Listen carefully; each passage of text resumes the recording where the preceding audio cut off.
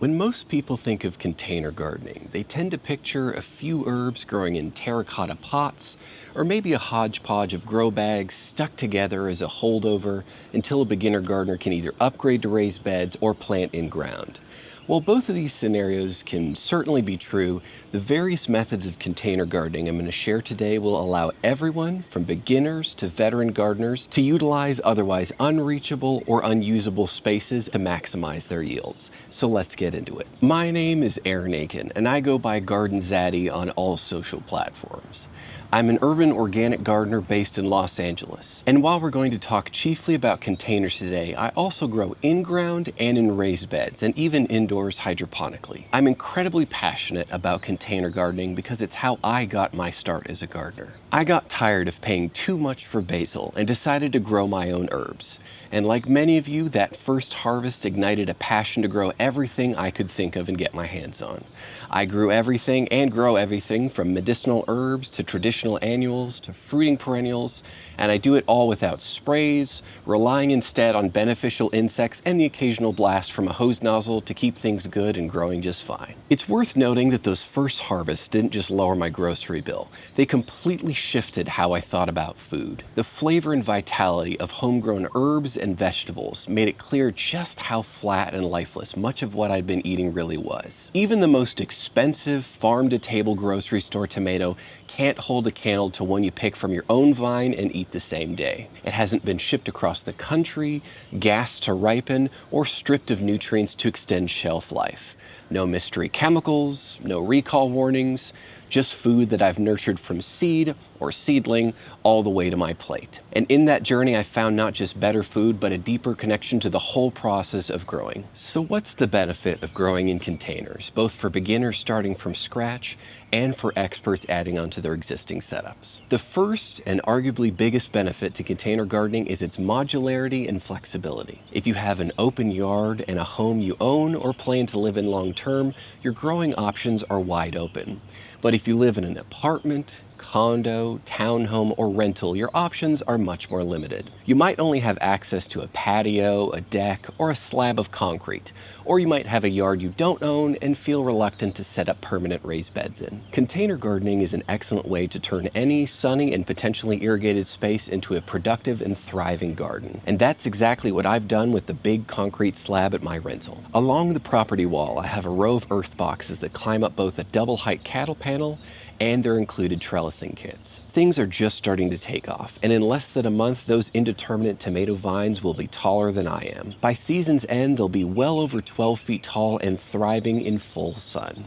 Spinning around, you'll see even more containers. Earth boxes, the root and vegetable versions of the earth boxes that I've transplanted tomatoes into, rolling planters, grow bags, clay and concrete pots, and my beloved garden towers, which produce a staggering amount of herbs and vegetables for the space that they grow in. This leads me to the second benefit of container gardening: perfect sunlight placement. In dense urban or suburban settings, structures and trees can cast shade on potential growing spaces. My concrete slab gets the most sun of any area on my property, making it ideal for crops like peppers, tomatoes, watermelon, zucchini, and so much more. Access to full sun is arguably the most important factor for growing fruiting vegetables, which is why I still use containers to make the most of all available sunny spots where I live, even with what I have planted in ground and in my raised beds, because containers let you utilize rooftops, driveways, decks, or business storefronts.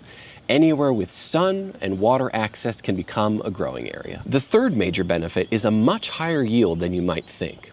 You might assume containers can't compete with raised beds, but you'd be surprised how productive they can be with proper irrigation and good soil. In each earth box I have in this row, I plant either 2 vining crops like tomatoes or cucumbers, plus 1 or 2 herbs or flowers like basil or marigolds, or 3 peppers. In my garden towers, the sky's the limit if you trellis vining plants and space out bushier ones around the towers. Okay, I lied. There's a fourth benefit, especially for those starting a garden for the first time. In a time when pollinators are in massive decline, container gardening offers a powerful way to make a big impact in a small space where you otherwise couldn't grow anything at all. I lived in my rental for years before I started gardening, and it's wild how much more life there is in my backyard now that I've filled it with containers. Pollinators don't care whether a plant is growing in-ground or in a container. If it's healthy and full of nectar and pollen, they'll show up and have a good time. While flowering vegetables can support pollinators, companion plants and flowers are what really transform your space. Every region and climate will bring different species, but in my Southern California garden, valley carpenter bees love arroyo lupine and tomatoes, and sweat bees are obsessed with anything with tiny blooms. The list goes on. You may notice that my garden tower looks a little bit wild, scraggly, and crazy. And during my first year with my first tower, which was this terracotta clay one, I kept it trimmed and tidy. But now I let the bolted cilantro, yarrow, alyssum, arugula, and more run their course. These flowers attract small native bees, hoverflies, ladybugs, and other beneficial insects that not only support biodiversity, but also eat pests like aphids, thrips, and mealybugs, and a whole lot more. You can choose how much space to give to crops versus flowers versus bolting crops, but interplanting, just like in raised beds, works wonders. That's why I have this chick lupine next to my tomatoes and marigolds scattered throughout. Here's a helpful way to think about it. Even a small shopping mall with just a few stores or shops still draws visitors, because people like those shops or need what they offer. A much bigger mall, however, with more variety attracts an even wider crowd. And pollinators work the same way. A few containers of any type or size filled with flowering plants can still make a meaningful impact. And the more variety you add, the more diverse and active your pollinator visitors will be. Another underappreciated strength of container gardening is how it enables you to grow herbs that are either medicinal or incredibly vigorous, sometimes both. Plants like mint, lemon balm, lemongrass, or oregano can quickly take over raised beds or in-ground spaces. But in containers, their growth is confined and much easier to manage. It also gives you more control over harvest timing, light exposure, and even mobility. Some medicinal herbs thrive in different microclimates throughout the year.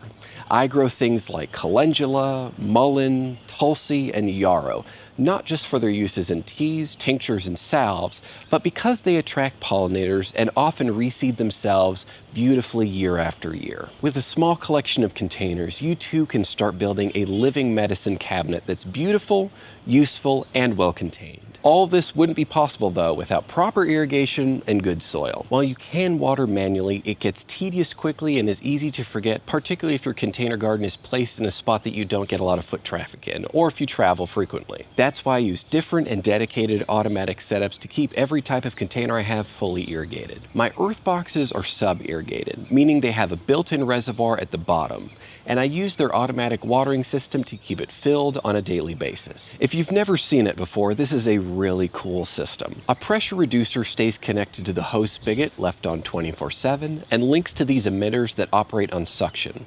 Water drips from the top portion, and once the reservoir fills up, it comes into contact with a small cup at the bottom. And that contact stops the flow until the water level drops again. I did recently have a squirrel chew through one, but aside from that, they've been flawless in my garden. And for those looking to grow on decks or patios where you want to avoid dripping or overflow, they are perfect. In my grow bags and rolling planters, I use oyas, which are terracotta water vessels that gradually seep out water into the soil. And they're connected to a central reservoir which I elevate in the summer to increase water pressure. During the colder season, I set it to just above container height. For a more DIY or manually filled approach, you can also use traditional oyas or these very affordable terracotta stakes which you can put a wine bottle in and water will gradually seep out as the bottle empties. This container sadly is not sold anymore, but I used a medium-sized oya in the center of it where I grow my rosemary, oregano, and this mullein which is finally starting to shoot up and flower. For the garden towers, I run drip irrigation rings with 3 adjustable emitters per tower, with all of them set up together as one zone on my hose timer. Watering from the top saturates the entire column, and having each part of my garden and each type of container on a different zone allows for complete control and total flexibility. Drip irrigation is honestly a great pairing for containers, and prior to the automatically filled oyas, I used it in most of the smaller containers that I had.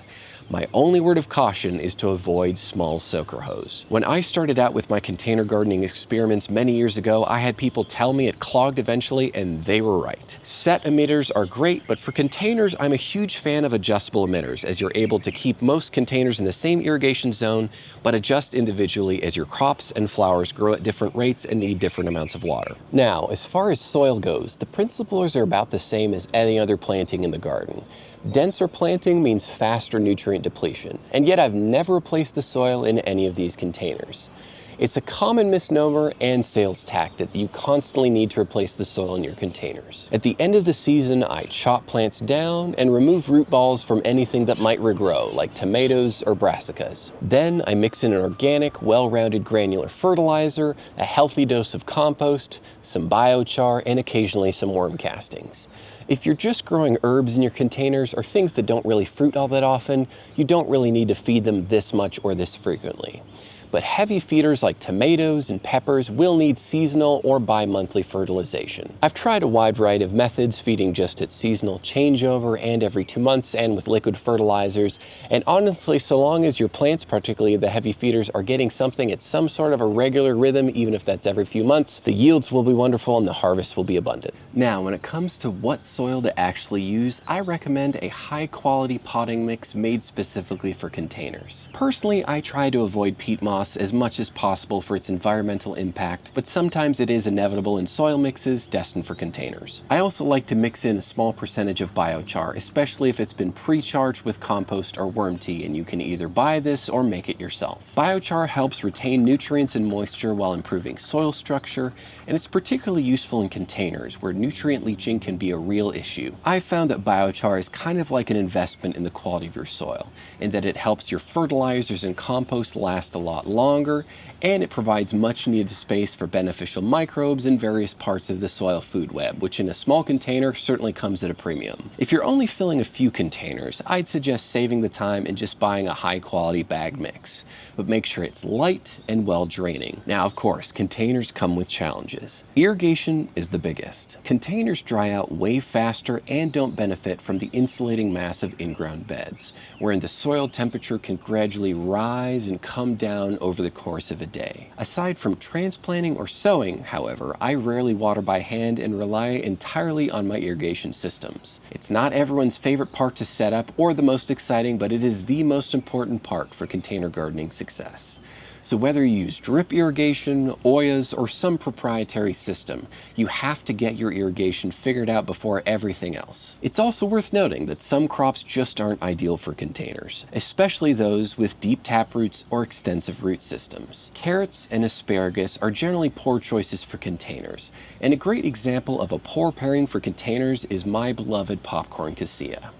This 12-foot tall and 10-foot wide pollinator-friendly behemoth topped out at just 2 feet tall during its first few years in a container. But as soon as I transplanted it into native soil, it absolutely exploded. And now it can survive the entire year without water, thanks to its deep and extensive roots, much like comfrey would. Mind you, I know many people who are growing this as an annual in containers because it wouldn't survive their winter. So any hard and fast rule about what you can and can't grow in containers should be taken with a grain of salt and a little bit of experimentation. Trellising can be a challenge too, but it's not unique to container gardening. As you can see, cattle panels, flexible cages, and proprietary trellises work fine in just about every application, both in a traditional in-ground or raised bed or container garden. Soil life can also be more limited in containers, but I've found that adding worms, homemade compost, store-bought compost, and occasional compost tea drenches keeps my soil alive and biologically rich. Which brings me to my favorite container of them all, the garden tower 2. I've been growing in these towers for over 2 years. Here in my no-frost zone, which I know will make some of you cold zone gardeners a little angry, I garden year-round, which can completely deplete container soil. The garden tower 2 is built to counteract that. After you fill it up with soil, you add a column in the center with perforated holes meant for worms. You then add about 500 composting worms per tower and gradually feed them with food scraps. As the worms consume the food scraps, they travel through the soil and enrich it with their castings. With roughly 6 to 7 cubic feet of growing space, it's the closest thing I've found to replicating in-ground growing conditions in a container. And all of that soil is connected, not broken up in layers. So plants that need a lot of root space can thrive, and those that don't will do just fine in their little pockets. And you benefit from a lot of those interplant interactions that you get in raised beds that help conserve water, improve soil life, and a myriad of other benefits. This is why I like to call the garden tower my desert island container. Because if I could grow in only one thing, I'd choose it, hands down, time and time again. And if I were to list every single thing I've grown in it, we'd be here for a while. but it's more things than I can count. Even carrots, which I usually avoid in containers, can do well here. One time at a seasonal changeover, I pulled out the roots of a bolting cilantro plant that were literally 5 feet long and went all the way down to the bottom of the container. And if there's one thing you need to know about me and my garden, it's that I love growing cilantro, not only for culinary use, but even more so as a pollinator supporting plant, because it's a hit with pollinators of all sizes. Another thoughtful design feature at the bottom of the tower is the removable water tray. It collects excess water that drains through the soil, and that liquid, often referred to as leachate, contains nutrients that would otherwise be lost in typical container gardens or even raised beds. In evenly amended container mixes, over 50% of key nutrients like nitrogen, potassium, magnesium, sulfur, boron, and chloride can be lost to leaching, especially early on when plant roots haven't fully developed. Even phosphorus, which usually binds tightly to minerals in native soils, is more mobile in soilless mixes with limited binding material. By collecting and reusing leachate in this system, not only are you reducing those losses, you're also recirculating nutrients through successive root zones, improving uptake efficiency. While leachate isn't the same as worm castings or compost tea, it still carries beneficial compounds and can be used around fruit trees, ornamental beds, or poured right back into the tower. Its wonderful versatility, particularly when paired with the casters, means you can grow anything just about anywhere. But be mindful that once it's full of moist, rich soil, it can weigh around 220 pounds. So make sure your deck or patio or wherever can handle that weight. But with casters installed, they're easy to move around wherever and whenever, even indoors for the winter if you get a true frost, which the worms do not like and can kill them off entirely. Also worth noting are the built-in ball bearings at the bottom of the tower, which allow for easy rotation if you want to manage light exposure more precisely. For me personally, I treat the south and north sides of the garden as separate zones. I use the north-facing side to grow cooler season or transitional crops when summer starts approaching, and put things that love full-blast sun on the south side. So if you're wondering where to start, whether you're a beginner or expanding your existing setup, I recommend choosing from one of 3 budget tiers. If cost isn't an issue, start with the garden tower. The tower alone will run you just south of $400, but with the casters, it'll be just under $500. And you want the casters, particularly when it's full of soil. Speaking of the soil, do not skimp out. Invest in a good organic mix, compost, and a great organic fertilizer, because you likely won't replace it or change it out often, if ever. This is true of all container gardening, but especially with the garden tower because it holds such a large mass of soil. In smaller containers, if something goes wrong, like poor drainage or a pest infestation, it's relatively easy to dump the soil, clean the container, and start over. But with something like the garden tower, that's a much bigger undertaking. Using low quality or improperly balanced soil can cause compaction on one side, which leads to water pooling and root rot, or way too well draining soil on the other side where your plants are just left constantly thirsty. Cheap mixes can also introduce fungus gnats or harbor weed seeds, especially if they haven't been properly sterilized. That's why the decisions you make at the beginning, your choice of potting mix, compost, biochar, and amendments, can shape your entire experience. A solid foundation saves you time and frustration down the line. I've talked a lot of people through setting up their first towers over the last few years, and this is the biggest potential hiccup and roadblock when it comes to setting yourself up for success in vertical container gardening. If you're kind of on the fence or in the middle in terms of pricing, maybe you're not ready to spend as much as $500, or you're not sure if you're really ready to commit to container gardening but still want to invest something, then I recommend growing in earth boxes. A single unit without soil or fertilizer runs around $50, but you can occasionally find them on sale for less. And this is exactly how I got my start. I bought one, then another, and now I have too many to count. There are some copycats or similar containers out there that are maybe a little bit cheaper, but I've had those crack in a season or two, particularly here in the summer heat in Zone 10A. So spend a few extra dollars and stick with the original. I promise it'll last you way longer. I know people who've been growing in earth boxes far north of a decade with no issues cracking or fading at all. An added benefit of committing to the earth box system is the wealth of accessories that enhance both accessibility and flexibility. While it might not be the ideal setup for a giant indeterminate tomato, Earthbox offers sturdy stands that elevate the boxes to waist height, making it much easier to garden without constantly having to bend over. This can be a game changer for gardeners with mobility concerns or anyone who wants a more ergonomic setup. That said, you can achieve a similar effect or result on your own by placing the boxes on top of cinder blocks or bricks for a more budget-friendly lift that accomplishes the same thing. Their trellis kits are another smart addition, especially if you want to grow vertically without having to rig up your own system. The setup I use places my boxes along a wall, which limits how wide my vines can grow. But in a more open space, these kits can help you maximize every inch of vertical growing room and space. Now, if your budget is tight or you want the safest way to get into gardening, grow bags and nursery pots are going to be your best friends. I have friends growing massive tomatoes on apartment patios using nothing more than grow bags. And let me tell you, there's few things cooler than seeing a 12-foot tall tomato vine against a city skyline. As far as my personal preferences go, I like these dark brown root pouches, which age gracefully and look a little bit better when they get super wet or mossy or dirty. You can also find free or cheap nursery pots in local garden groups, from nurseries or places of the sort. Just make sure that you use saucers under your pots or grow bags if you're growing on a patio or deck to avoid water damage, particularly on wood surfaces. I do want to be clear that grow bags are in no way a lesser option.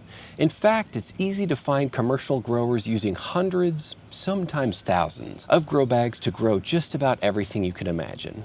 While I personally got my start with earth boxes, there was a season when grow bags made up the majority of my garden. One of my most productive and enjoyable years was when I grew over 15 different varieties of habaneros to find my favorites. That kind of trial wouldn't have been possible without grow bags. I typically grow single pepper plants in 5-gallon grow bags or up to 3 plants in 15-gallon grow bags, which is what you have here with these jalapenos. I also love growing potatoes in 15 to 25-gallon bags because harvesting is so simple. Just flip them into a cart or wagon and sift through to collect every last tuber. So whether you're adding some herbs outside your kitchen window or transforming a slab of concrete into a green oasis, container gardening has something to offer everyone. And it's not just a stopgap until you dive into another type of gardening. Everything I've shared here today is based on years of trial and error, both with spacing, irrigation, planter types, and more. Don't be afraid to experiment. You may need to ignore seed packet spacing and instead go with what works and what you find works. You'll find it out along the way.